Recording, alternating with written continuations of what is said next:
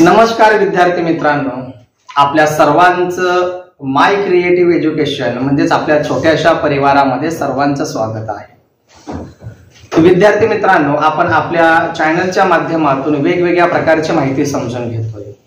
त्यात मराठी व्याकरण असेल, इंग्रजी व्याकरण असेल, अंकगणित असेल किंवा बुद्धिमत्ता असेल किंवा स्पर्धा परीक्षेच्या संदर्भात काही महत्त्वाची जी काही माहिती आहे ती माहिती आपण आपल्या व्हिडिओच्या माध्यमातून समजून घेतो। ठीक आहे, तर ग्रामर इंग्रजी व्याकरण आपल्याला का समजून घ्यायचं असतं किंवा समजून घेणं गरजेचं का, तर आपल्याला आपल्या इंग्लिशमध्ये जर इम्प्रूव्हमेंट करायची असेल तर आपल्याला वेगवेगळ्या प्रकारची ग्रॅमॅटिकली जी काही माहिती असते ती माहिती असायला हवी। मग ही माहिती आपल्याला केव्हा प्राप्त होऊ शकते, तर जेव्हा आपण वेगवेगळ्या प्रकारची पुस्तके वाचू शकतो। आता पुस्तकं वाचायला आपल्याकडे अजिबात वेळ नसतो, बरोबर, सर्वांनाच माहिती आहे।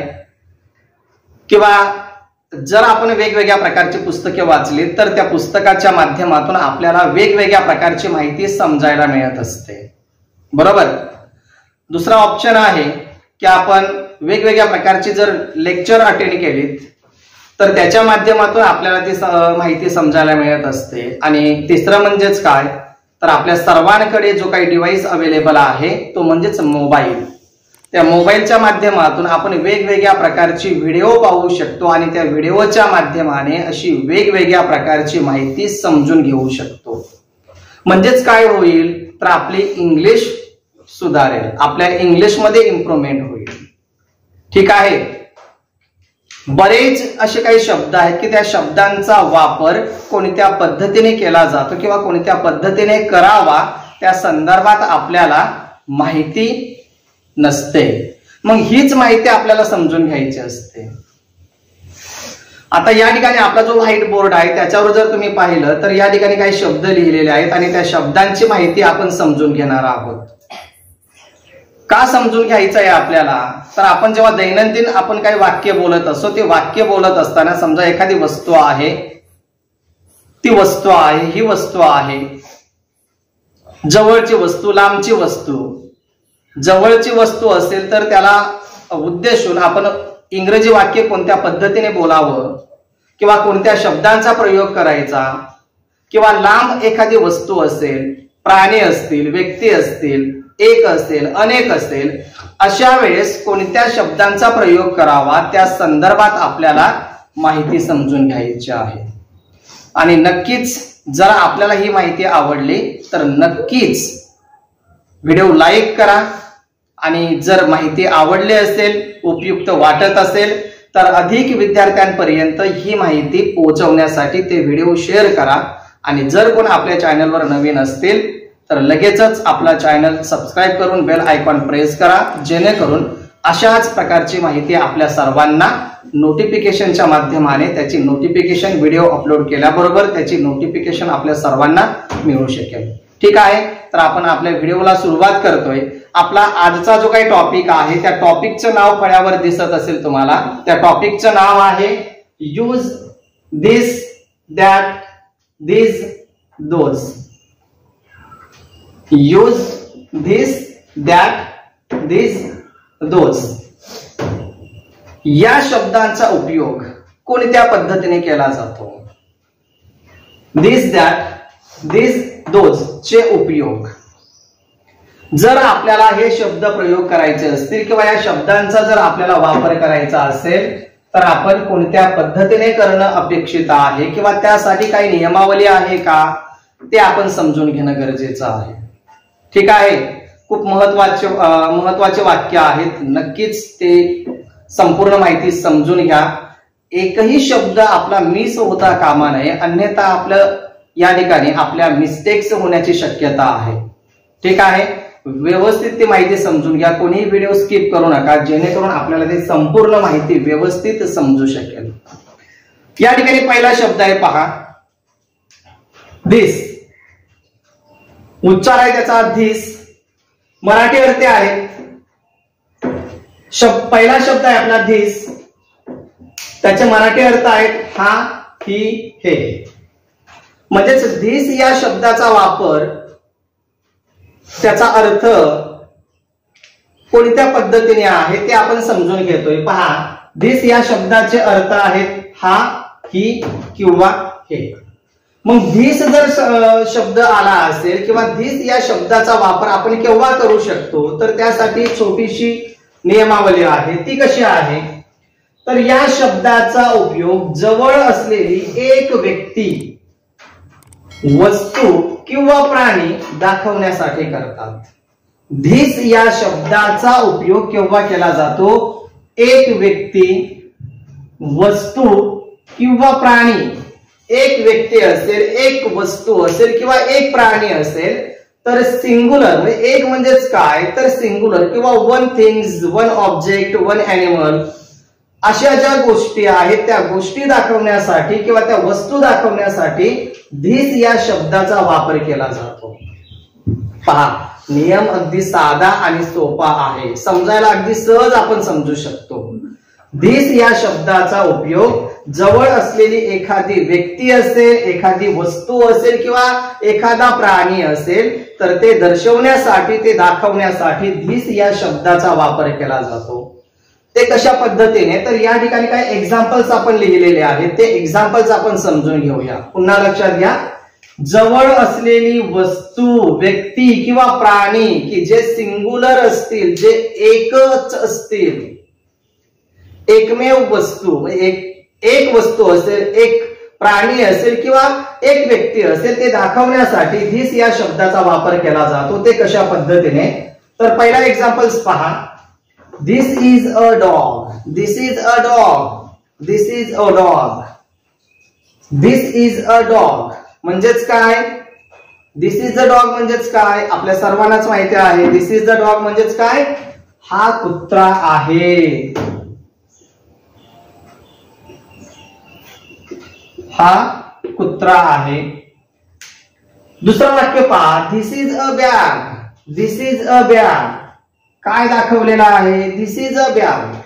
जवळ असलेली वस्तू, जवळ असलेली वस्तू दाखवण्यासाठी धिस या शब्दाचा वापर केला जातो. तर धिस या शब्दाचा आपण या ठिकाणी प्रत्यक्ष वापर करतोय.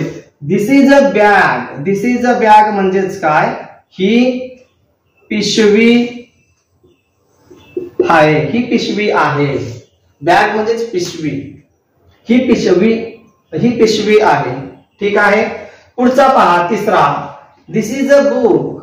दिस is a book. This is a book. Book means पुस्तक. बुक म्हणजेच काय, पुस्तक. मग पुस्तक दाखवण्यासाठी धिस या शब्दाचा वापर केलेला आहे. जसं की आता माझ्या समोर टेबल आहे, त्या टेबलावर पुस्तकं आहेत. मग मी काय म्हणणार आहे, दिस इज अ बुक म्हणजेच काय, हे पुस्तक आहे, हे पुस्तक आहे. पुढचा पहा. This is Harsh. This is Harsh. This is Harsh. Harsh हे एका व्यक्तीचं नाव आहे, एका मुलग्याचं नाव आहे. दिस इज हर्ष हे एका मुलग्याचं नाव आहे किंवा व्यक्तीचं नाव आहे. मग या ठिकाणी आपण मराठीत काय म्हणू, काय म्हणू मराठीत, हा म्हणू की हे म्हणू, हा हर्ष आहे, हा हर्ष आहे. ठीक आहे. आणि पुढचा पहा. This is Rohini. This is Rohini. This is Rohini म्हणजेच काय, आता रोहिणी व्यक्ती आहे, सिंग्युलर आहे, बरोबर. मग या वेळेस आपण काय वापरू, ही रोहिणी आहे, ही रोहिणी आहे.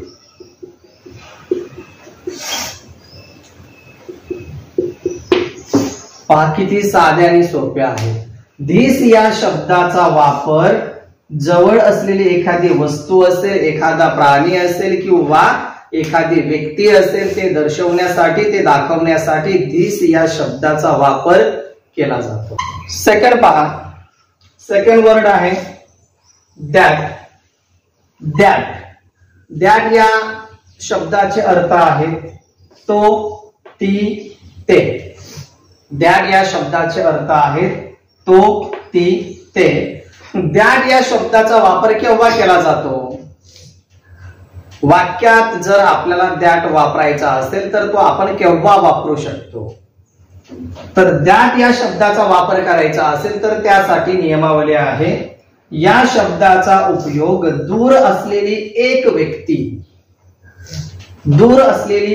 व्यक्ती पहा, जर आपल्याला दॅट वापरायचा असेल तर दूर असलेली एक व्यक्ती, वस्तू किंवा प्राणी दाखवण्यासाठी दॅट वापरला जातो. एखादी लांबची वस्तू आपल्याला दाखवायची असेल, आपल्यापासून थोडासा अंतर जास्त असेल, तर अशी वस्तू दाखवण्यासाठी दॅट या शब्दाचा वापर केला जातो. ते कशा पद्धतीने, तर या ठिकाणी उदाहरण लिहिलेले आहेत. For example, that is an ox. That is an ox. Ox means बैल. That is an ox. That म्हणजेच काय? तो, ती, ते. मग बैल म्हणजेच काय? की तो बैल आहे. तो बैल आहे. लांब आपल्याला तो प्राणी दिसतो. या ठिकाणी काय म्हटलेलं आहे? एक व्यक्ती, एक वस्तू किंवा एक प्राणी की जे आपल्यापासून लांब असतील ते दाखवण्यासाठी दॅटचा वापर केला जातो. म्हणजेच काय? That is an ox. That is an ox म्हणजेच तो बैल आहे. सेकंड पहा, that is a cat. That is a cat. Cat means मांजर. कॅट मीन्स मांजर. ती मांजर आहे. That is a cat. That is a cat म्हणजेच काय? ती मांजर आहे. That is a tree. That is a tree. Tree means झाड किंवा वृक्ष. दॅट इज अ ट्री म्हणजेच काय? ते झाड आहे किंवा ते वृक्ष आहे. पुढचं पहा, that is a Tanay. That is अ तनय. तनय हे एका व्यक्तीचं किंवा मुलग्याचं नाव आहे. ठीक आहे. मग ते वाक्य आपण कसं बोलू शकतो? दॅट इज अ तनय. तो तनय आहे. तो तनय आहे. ठीक आहे. किंवा एखादा वेगळा मुलगा असेल तर तो हर्ष आहे, तो युवराज आहे, तो वेगळा व्यक्ती आहे, त्याचं नाव आपण घेऊ शकतो. बरोबर ना? ज्या व्यक्तीचं नाव असेल ते आपण घेऊ शकतो. That is. Who is that? That is. जे लांब असतील ते दाखवण्यासाठी आपण दॅट या शब्दाचा वापर करत असतो. That is Nita. That is Neeta. Neeta हे सुद्धा व्यक्तीचं म्हणजेच एका मुलगीचं नाव आहे किंवा एका स्त्रीचं नाव आहे. बरोबर. मग ती नीता आहे. आता ती केव्हा वापरला जातो, तो केव्हा वापरला जातो, ते केव्हा वापरले जातात, हे आपण सविस्तर त्याची माहिती घेतलेली आहे प्रोनाउनच्या माध्यमातून. बरोबर ना? त्या शब्दांचे अर्थ आपल्याला माहिती असायला हवे. आणि ते जर माहिती नसेल तर या ठिकाणी ऑलरेडी आपल्याला लिहून दिलेले आहेत की दॅटचा वापर किंवा दॅट या शब्दाचा अर्थ तो, ती, ते या पद्धतीने त्याचा उच्चार केला जातो. या पद्धतीने त्याचा अर्थ आहे. म्हणजेच काय? That is an ox. तो बैल आहे. That is a cat. ती मांजर आहे. That is a tree. ते झाड आहे. दॅट इज अ तनय. तो मुलगा आहे. That is a Nita. That is Nita. ती नीता आहे. किती सिंपल आहे. That is an ox. तो बैल आहे. That is a cat. ती मांजर आहे. That is a tree. ते झाड आहे. That is Tanay. तो तनय आहे. That is Nita. ती नीता आहे. सिंपल आहे. फक्त आपल्याला या गोष्टी माहिती असणं अपेक्षित आहेत. एकदा की आपल्याला कळलं की ह्या शब्दांचा वापर केव्हा केला जातो किंवा कशा पद्धतीने करणं अपेक्षित आहे, हे जर आपल्याला लक्षात आलं तर आपण सहजरित्या वाक्यात त्याचा प्रयोग करू शकतो. आणि म्हणून सांगतोय, अशा प्रकारची व्हिडिओ नक्कीच तुम्ही पहा. आवडत असतील तर जास्तीत जास्त शेअर करा. म्हणजेच काय की जास्त विद्यार्थ्यांना ही माहिती समजायला मिळेल. ओके. आता फळ्याच्या दुसऱ्या बाजूला आपण दोन भाग करून या ठिकाणी काही शब्द लिहिलेले आहेत. आता या ठिकाणी काय म्हटलेलं आहे पहा. जर सिंग्युलर वर्ड असतील किंवा एक व्यक्ती असेल, एक प्राणी असेल, एक वस्तू दाखवण्यासाठी आपल्याला धिस, दॅटचा वापर करत असतो. बरोबर ना? जवळ असेल तर धिसचा वापर करतो, लांब असेल तर दॅटचा वापर करतो. सिंग्युलर एक वस्तू, एक प्राणी किंवा एक व्यक्ती असेल, जवळ असेल तर धिसचा वापर करायचा, लांब असेल तर दॅटचा वापर करायचा.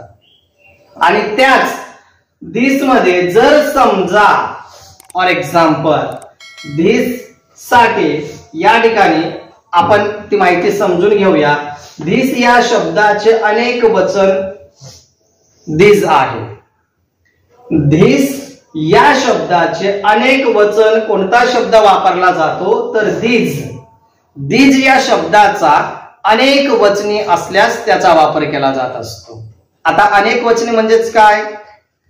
एकापेक्षा अधिक व्यक्ती असतील, अधिक वस्तू असतील किंवा अधिक प्राण्यांची संख्या असेल तर अशा वेळेस धिस न वापरता धिस वापरायचं आहे. लक्षात घ्या. धिस स्पेलिंग पहा. याचा वापर, याचे अर्थ काय आहे तर हे, ह्या, ही, हे, ह्या, ही अशा पद्धतीने त्याचा वापर होत असतो. आता नियम काय म्हणतोय आपल्याला या ठिकाणी? धिस या शब्दाचा उपयोग जवळ असलेल्या अनेक व्यक्ती, जवळ असलेल्या परंतु अनेक व्यक्ती असतील, अनेक वस्तू असतील किंवा अनेक प्राणी असतील तर अशा वेळेस धिस या शब्दाचा प्रयोग केला जातो. धिस या शब्दाचा प्रयोग करण्यासाठी अनेक व्यक्ती असायला हवेत, अनेक प्राणी असायला हवेत किंवा अनेक व्यक्ती असायला हवेत. अशा वेळेस आपण त्या शब्दाचा प्रयोग करू शकतो. धिस. एक्झाम्पल म्हणून या ठिकाणी काही उदाहरण आपण लिहून घेतलेले आहे. तर पहिला पहा. These are dogs. These are dogs. Dogs means they are plural word. तो अनेक वचनी शब्द आहे. Dogs, dog, dogs, one many, singular plural आपल्या सर्वांनाच माहिती आहे. साधे साधे शब्द आहेत. डॉग डॉग्स, कुत्रा कुत्रे, बरोबर. त्याच पद्धतीने these are dogs, ते कुत्रे आहेत.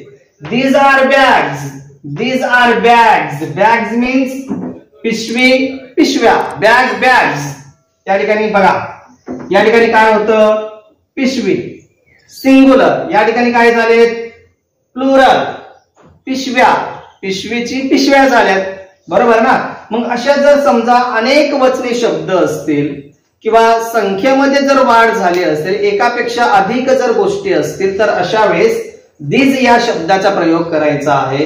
These are bags. या पिशव्या आहेत. These are books. बुक्स या ठिकाणी कसा आहे? सिंगुलर आहे, एक आहे. पुस्तक एकच. या ठिकाणी अनेक पुस्तकांची संख्या वाढली. A set of books. पुस्तकाचा संच आहे. म्हणजेच असं जर असेल तर आपण काय म्हणत असतो? पुस्तके म्हणत असतो. These are books म्हणजेच काय की ही पुस्तके आहेत. पुढचा पहा. These are boys. These are boys. Boys या ठिकाणी आपण पर्टिक्युलर नाव घेतलेला आहे. हर्ष. हर्ष हा एक मुलगा आहे म्हणून आपण त्याचं नाव या ठिकाणी वापरला हर्ष, की हा हर्ष आहे. परंतु या ठिकाणी काय म्हटलेलं आहे? These are boys. Boys means मुलगे. Boy, boys. Boy they are singular and boys they are plural. Okay. मग ह्या गोष्टी आपल्याला माहिती असायला हव्यात. बऱ्याच वेळा काय होत असतं की आपल्याला एक वचन, अनेक वचन जे शब्द आहेत ते शब्द आपल्याला यायला हवे तर आपण याचा वापर करू शकतो व्यवस्थित. याच्यासाठी आपल्याला काय करणं अपेक्षित आहे तर व्होकॅब्युलरी वाढवणं गरजेचं आहे.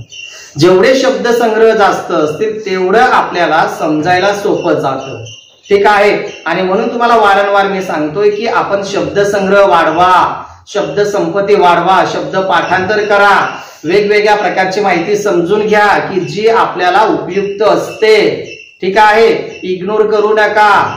फ्री आहे, समजून घ्या. आणि माहिती आवडत असतील तर आपला चॅनल सबस्क्राईब करा. त्या ठिकाणी काय पेड करण्याची आवश्यकता नाही, फ्री आहे. तुम्ही सबस्क्राईब केलं तर तुम्हाला काहीतरी पेड करावं लागेल असंही काही नाही, मोफत आहे. नक्कीच आपला चॅनल सबस्क्राईब करा आणि अशाच प्रकारची माहिती तुम्ही मिळवत राहा. ठीक आहे. पुढचा पहा. These are girls. These are girls. Girls means मुली. या ठिकाणी काय आपण घेतलं? आपण नाव घेतलं, मुलीचं नाव घेतलं. या ठिकाणी काय म्हटलेलं आहे? गर्ल्स. गर्ल्स. गर्ल्स म्हणजेच काय तर मुली. इथं सिंगुलर आहे, इथं प्लुरल आहे, इथे एक वचन आहे, इथे अनेक वचन आहे. त्या ठिकाणी म्हटलेलं आहे these धिस या शब्दाचे अनेक वचन शब्द आहे धिस. धिस या शब्दाचा अनेक वचनी शब्द कोणता आहे तर दीज आहे. त्याचा वापर ह्या पद्धतीने केला जातो. दीज आर गर्ल्स, ह्या मुली आहेत. धिस या शब्दाचा अनेक वचनी शब्द दीज आहे, लक्षात ठेवा. पुढचा पहा, दॅट या शब्दाचे अनेक वचनी शब्द आहे दोज. दॅट या शब्दाचा अनेक वचनी शब्द आहे दोज.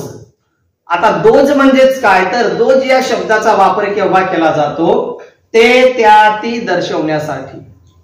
ते त्या ती दर्शवण्यासाठी दोज या शब्दाचा प्रयोग केला जातो. तो कसा तर या शब्दाचा उपयोग दूर असलेली अनेक व्यक्ती, वस्तू, प्राणी दाखवण्यासाठी दोज या शब्दाचा प्रयोग केला जातो किंवा त्याचा वापर केला जातो. लांब असलेल्या वस्तू दाखवण्यासाठी की ज्या संख्येने जास्त असतील, एकापेक्षा अधिक असतील परंतु आपल्यापासून लांब असतील, अशा वस्तू दर्शवण्यासाठी दोज या शब्दाचा प्रयोग केला जातो.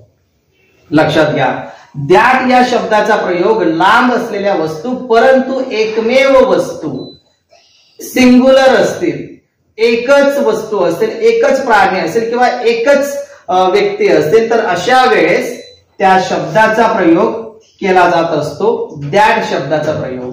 आणि दोज या शब्दाचा प्रयोग केव्हा केला जातो तर संख्येने अधिक असतील परंतु आपल्यापासून लांब असतील तर अशा वेळेस दोज या शब्दाचा प्रयोग करायचा आहे. Those are oxen. Those are oxen. Oxen म्हणजेच काय तर बैल. अनेक वचने, आर वापरलेला आहे म्हणजेच अनेक वचने आहेत. दोज आर ऑक्सन म्हणजेच ते बैल आहेत. Those are cats. Those are cats. या ठिकाणी पहा, कॅट या ठिकाणी कॅट्स झालं, या ठिकाणी ऑक्स या ठिकाणी ऑक्सन झालं. म्हणजेच काय की त्यांची संख्या वाढलेली आहे, एकापेक्षा अधिक झाले आणि म्हणून त्यांच्या सुरुवातीला दोज या शब्दाचा प्रयोग केलेला आहे. बरोबर. पुढचा पहा, दोज आर कॅट्स. ती मांजरे आहे. संख्या वाढली, या ठिकाणी सिंग्युलर होतं परंतु लांब होतं म्हणून दॅट वापरला. या ठिकाणी कॅट्स झालेत म्हणजेच मांजरे झालेत म्हणून, परंतु ते आपल्यापासून लांब आहेत म्हणून आपण दोज वापरला. Those are trees. Those are trees. Trees, many trees. संख्येने जास्त आणि म्हणून त्याच्या पुढे दोज हा शब्द वापरलेला आहे. ती झाडे आहेत, ती वृक्ष आहेत. पुढचा पहा, those are boys. Those are boys. Boys means अनेक मुले, संख्येने जास्त आहे, एकापेक्षा अधिक आहे परंतु आपल्यापासून लांब आहे आणि म्हणून अशा वेळेस दोज या शब्दाचा प्रयोग करायचा आहे. पुढचा पहा, those are girls. Girls means मुली. या ठिकाणी काय म्हटलं होतं, that is Nita. That is Nita. ती नीता आहे, सिंग्युलर आहे, एक आहे म्हणून दॅट वापरला. ती लांब आहे. जवळ असेल, सिंग्युलर असेल तर धिस वापरायचा. लांब असेल, सिंग्युलर असेल तर दॅट वापरायचा. अनेक असतील, जवळ असतील तर दीज वापरायचा. अनेक असतील, लांब असतील तर दोज वापरायचा. It's very simple. ही कन्सेप्ट लक्षात ठेवा.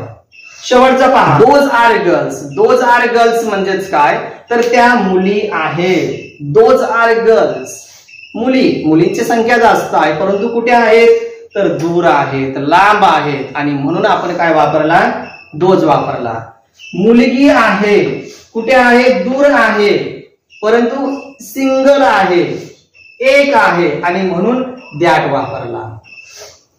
एकच गोष्ट लक्षात ठेवा, जर समजा सिंगल व्यक्ती असेल, प्राणी असेल किंवा एखादी वस्तू असेल, जवळ असेल तर धिस वापरायचा. लांब असेल, एक वस्तू असेल, प्राणी असेल परंतु लांब आहे, सिंगल असेल तर दॅट वापरायचा. अनेक वस्तू असतील, अनेक प्राणी असतील, अनेक व्यक्ती असतील, जवळ असतील, आपल्या जवळ असतील तर अशा वेळेस दीज वापरायचा.